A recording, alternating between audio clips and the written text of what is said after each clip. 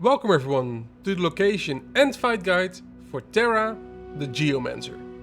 The boss spawns in the Bedrock Pass. The exact location is shown on the map with a blue circle. This boss has 6 main key points. The boss has 2 forms, a human form and a golem form. Most of the fight, the boss is in her golem form. For the golem, I recommend you use a mace, as this will do a lot more damage to the golem. When the boss is in her human form, the boss will cast a ranged attack. When hit, this does a large amount of damage.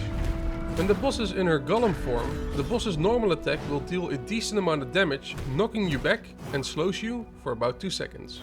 The boss will also slam the ground. When hit, this does a decent amount of damage. Rocks will then pop from underneath the ground. When hit by these rocks, this will do a decent amount of damage and knocking you back. Also during this, the boss will summon adds. These adds have to be killed, as during this the boss is invulnerable, and once the adds are killed, the boss can be attacked again. When the boss stomps the ground, the boss will do an AoE attack around the boss. When hit, this does a decent amount of damage, knocking you back and slowing you for about 2 seconds. The boss will also dig herself into the ground. During this, a lot of rocks will rain down. Try to keep moving to avoid them. When hit by these rocks, this will deal a decent amount of damage, but keep in mind these rocks can easily overlap, which can lead to a large amount of damage. When the boss is a bit lower health, the boss will do a flex and charge up. The boss will then start doing a rapid attack, slamming the ground and creating projectiles that will move outwards towards your direction. Try to walk in a circle around the boss to avoid these projectiles. When hit, this will deal a decent amount of damage and slightly knocking you back.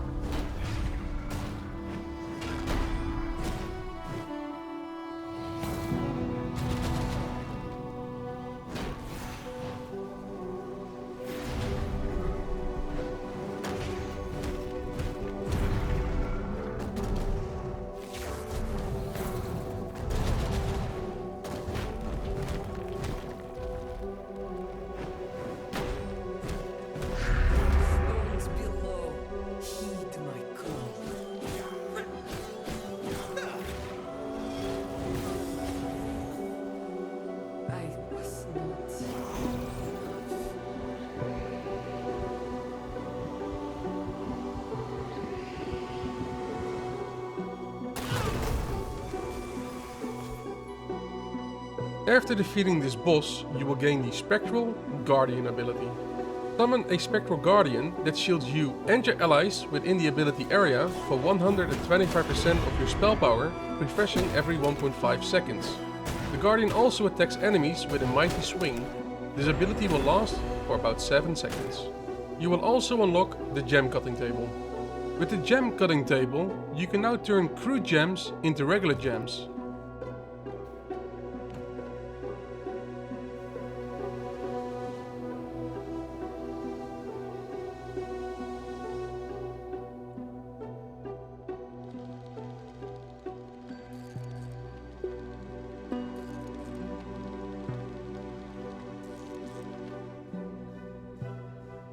You can now also make the Siege Golem Stone. When using the Siege Golem Stone, you will summon a Siege Golem which takes 2.5 minutes to summon.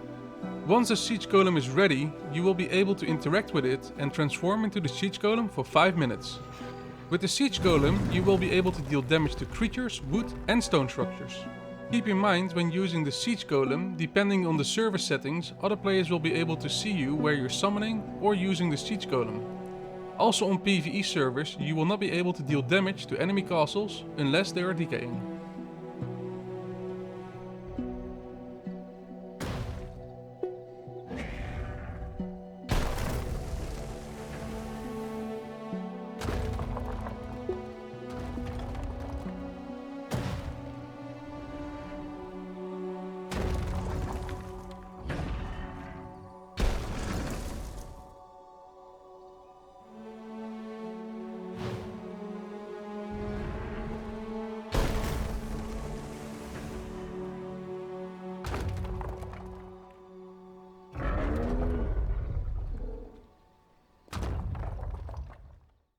I hope you enjoyed this guide, and if you want to see some live content, you can always come and visit me at twitch.tv/Chiraku. Thank you very much for watching, and I'll see you all next time.